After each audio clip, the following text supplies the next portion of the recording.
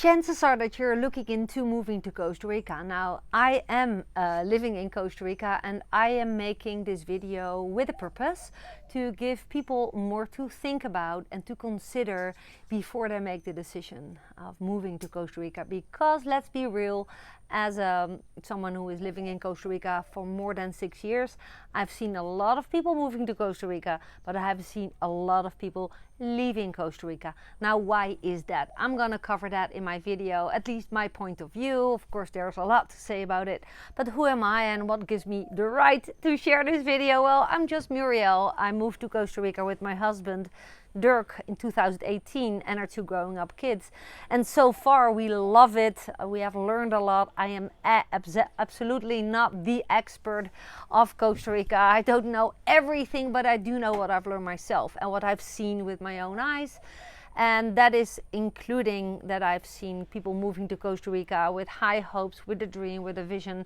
and they left in a state of a nightmare, hating it. I don't know, just feel like a failure. So I have a couple of things to say about it.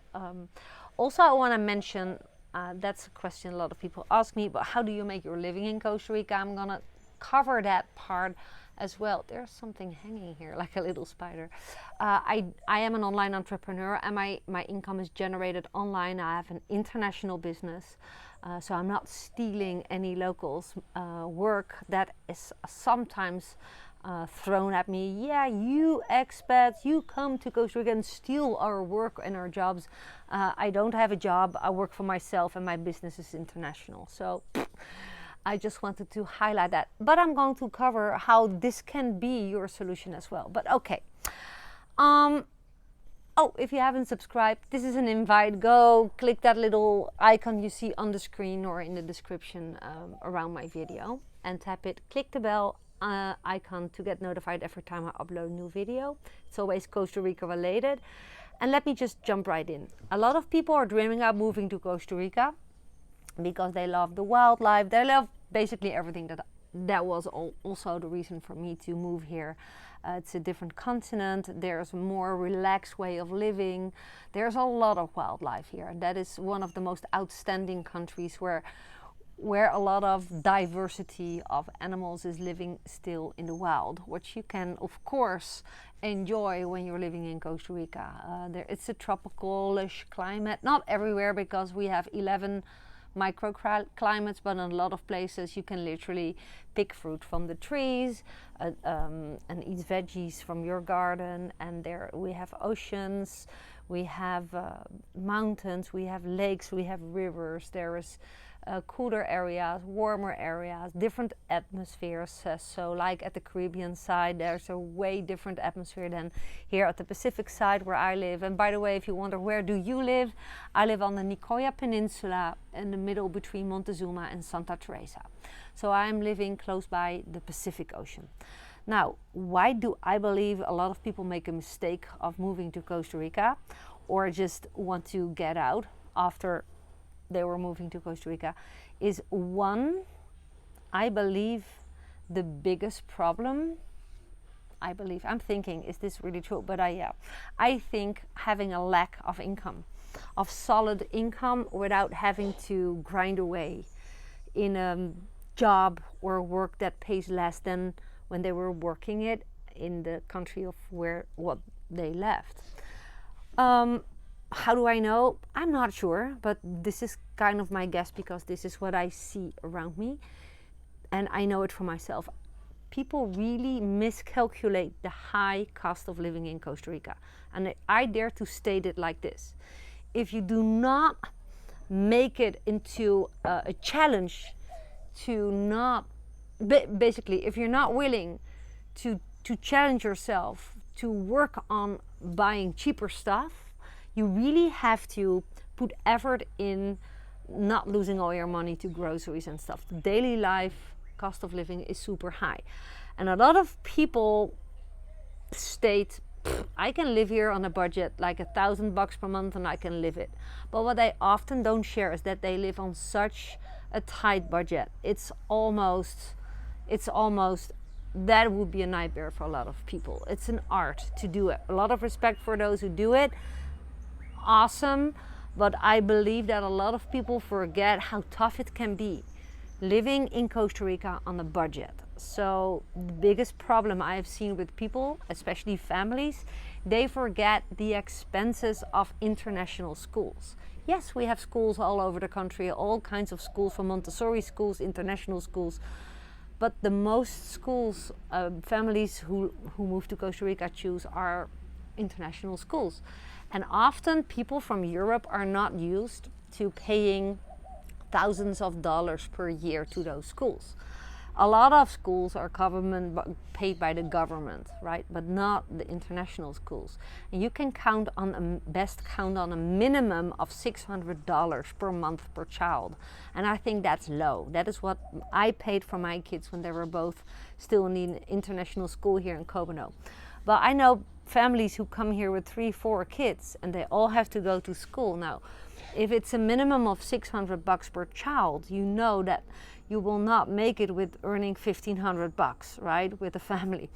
So yeah, I think a lot of people miscalculate the high cost of very basic things. And then also, let's talk about the saturation of rentals. I know years back when I just came to live here after moving to Costa Rica, there was a high demand for houses, good rental houses. So a lot of people could charge a high price and made a great living. I think that is also the end of now the sun is directly in my eye. I think around 6 years ago in my area, a phase of a lot of construction started and a lot of competition of rentals started as well. The reality today, if people are moving to Costa Rica today with the dream of starting an Airbnb, there are success stories for sure, but a big portion of houses is empty.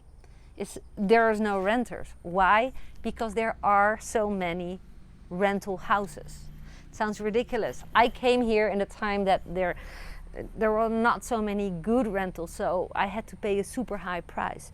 Now it's vice versa. People are downgrading with their pricing, and that means that it's hard for them to earn back their investment of buying property, building a house and stuff. Meaning a lot of people are on a budget and they might seem to have it all, have built houses and bought property, but having built houses and having property costs money. So if you do not have a good running rental, that could be because you don't know anything about marketing. It could be that, I don't know, it's just there's a lot of saturation, a lot of competition around you. Then it's not that good solution at the end of the day, right? And then a lot of people have to sell and leave, or have to just leave. Their whole life collapses. It's not nice to share, but I know it's happening. Now also, and I'm not saying this is the truth, this is what I've seen. So be aware that having an Airbnb is not always easy to make it profitable. It depends on where you are and a lot of other things, right? What is your network? Like, how many people do you reach besides Airbnb and Booking.com? Okay, so but there's more. I also think that people are underestimating the hardship of getting a job. Getting a job as a no resident is super hard, and even if you would have residency, it's not easy to have a job in Costa Rica. It's not paying as much as people are used to in North America or Europe. It's the truth. So that could mean that you're downgrading your level of income and lifestyle. Now, yeah, it's cool, you live in Costa Rica, but living in an expensive country, which is a fact, it's the most expensive country in Latin America. It's 10 times more expensive than Asia, overall Thailand and Cambodia and those kind of countries. Now, if you're working in a job, if you can get a job, you're underpaid compared to what you're used to overall. And that's what a lot of people get stuck with.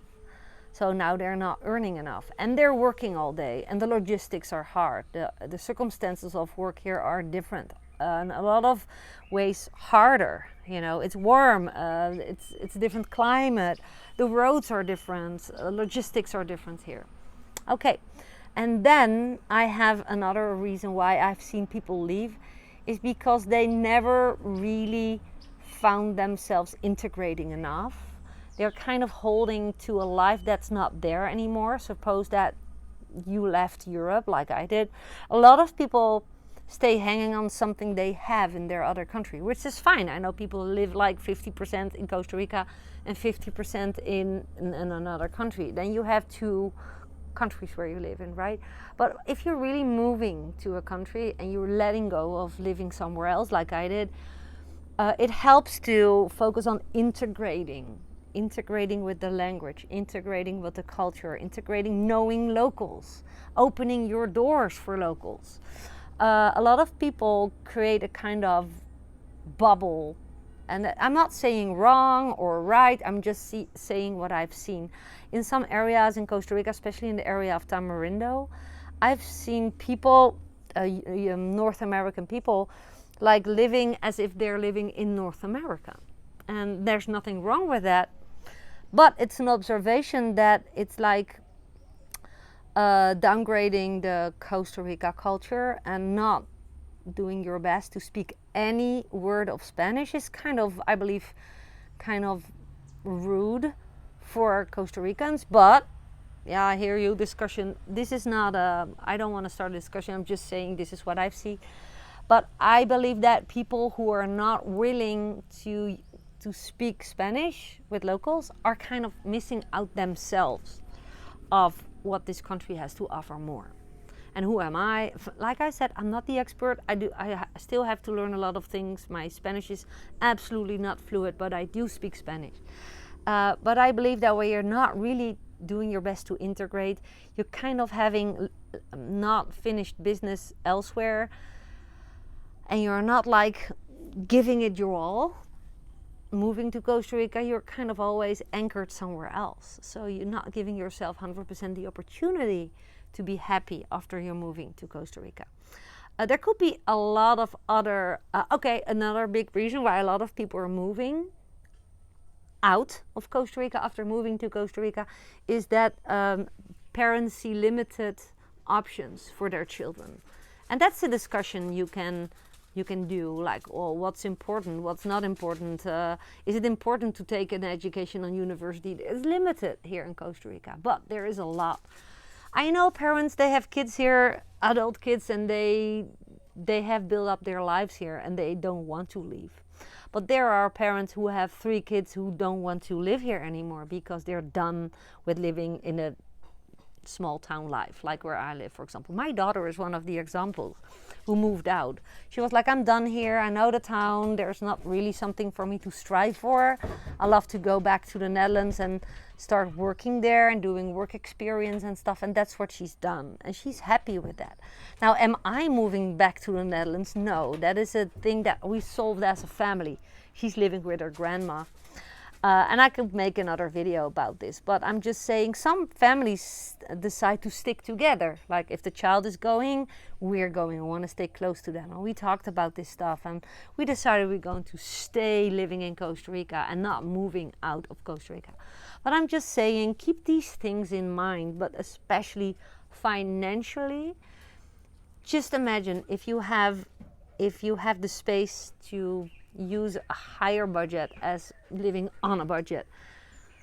Can you imagine that living in Costa Rica is way more easier than when you're tight on a budget and you also have to pull up that Airbnb, which has a lot of competition, etc., etc. I believe having an online entrepreneurial business, there's thousands of ways to make a living online. I just master about 10 or 12. For more info about that, you can check out the description below my video, or check one of the links in the comments whatsoever and learn more about how my online business is built. But yeah, I do know that a lot of people don't have that or don't want to learn that, and then it's important, is Costa Rica the right choice? Is moving to Costa Rica the right choice for you? Aren't you better off in a country like Thailand where you can live way easily with $1,000 or $1,500 per month?